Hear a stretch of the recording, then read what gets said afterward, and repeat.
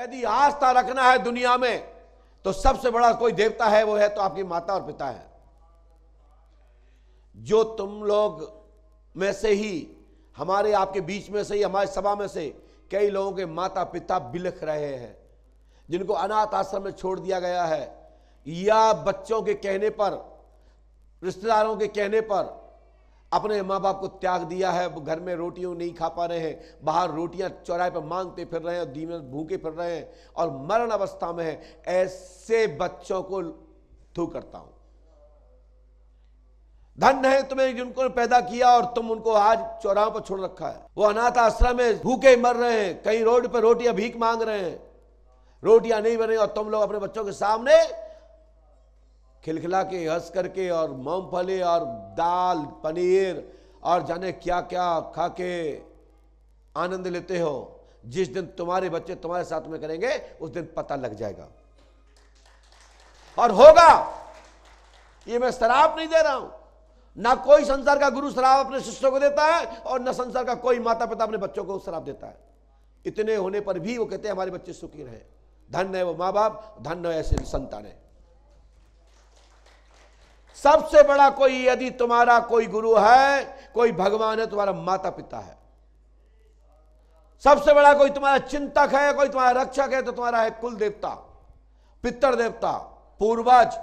और ये नावते आवते झाड़ फूक करने वाले छोटे मोटे टपोरी, ये क्या जाने पितर क्या होते हैं और पितृ देवता किसे कहते हैं और पितरों की क्या भूमिका होती है जीवन में। ऐसा संसार में कोई व्यक्ति नहीं है जिसका कोई पितर ना हो, पूर्वज ना हो।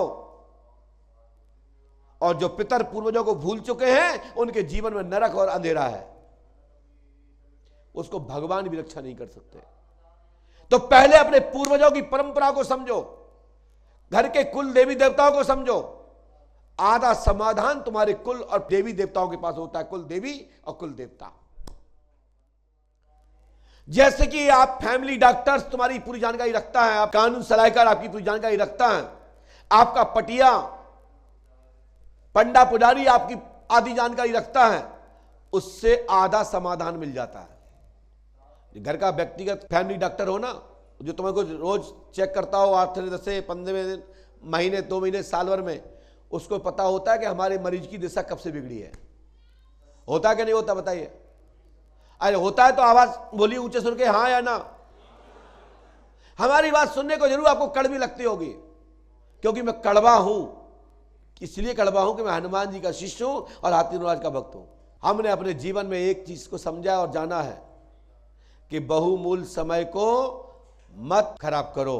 एक एक दिन, एक एक पल आपका बहुमूल्य है। जहां भी समय दे रहे हो, जिसके साथ दे रहे हो, उस पल का अवलोकन करिए। जो दिन जा रहा है, जो घंटा जा रहा है, जो साल जा रही है, वापस आने वाली नहीं है। आपकी आयु में से एक, आपकी साल, आपका दिन घटता जा रहा है। चाहे वो पंडों का सगार का साथ देने वाले हो या किसी भी अन्य दरबारों का या अन्य किसी संस्था का। आपको अपना हित नहीं दिखता, आपको अपने जीवन में खुशी नहीं दिखती, तरक्की नहीं दिखती, तो उस स्थान को छोड़ देना चाहिए।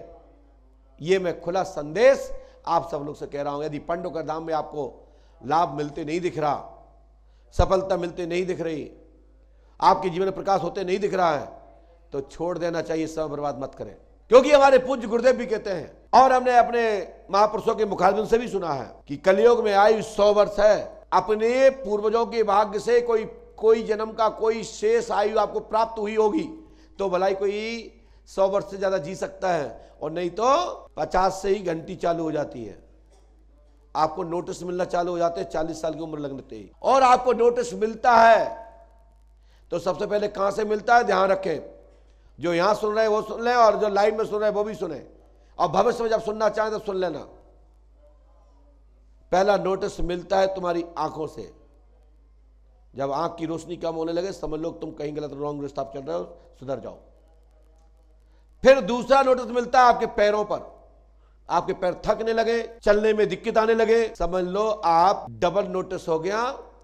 अब यदि तीसरी बार मिला ना तो जमानत भी नहीं होगी, सीधा वारंट निकलेगा। और वहां से वो गण आएंगे ना, एक फंदा मारेंगे, जैसे कि मछुआरा मछली को जाल में भर लेता ना, फिर वो जाल से निकलने वाले नहीं हो, सीधा जय नरक लोक का भोग करो, यही नरक लोक पर फिर भोगने आ जाओगे तो कीड़े मरोगे, मकोड़े बनोगे, गधा बनोगे, बिल्ली बनोगे, छुछुंदर बनोगे, कुत्ते बनोगे, क्या बनोगे ये पता नहीं, और फिर रोते रहना, बोलने लायक भी नहीं बचोगे। नरक लोक स्वर्ग लोक सब इसी पृथ्वी पर है, दुनिया में कहीं ऊपर कुछ नहीं है, सब बेकार है। तो इससे बचना है तो इष्ट मजबूत रखना है, समय समय पे पूजा पाठ पर ध्यान देना है, समय समय पर अपना बुद्धि को शुद्धि रखना है, और कोई गलत काम मत करें, और कर भी दिया तो संकल्पित होकर करें तो भी आपको बचाव हो जाएगा। लेकिन गलत रास्ता तो त्याग ही दे देना, गलत रास्ते में कोई भी फायदा नहीं है, अंतिम में नुकसानी है, और उसमें आप कहते रह जाओगे अब क्या करूं, तब तक तो तुम्हारी गाड़ी छूट जाएगी।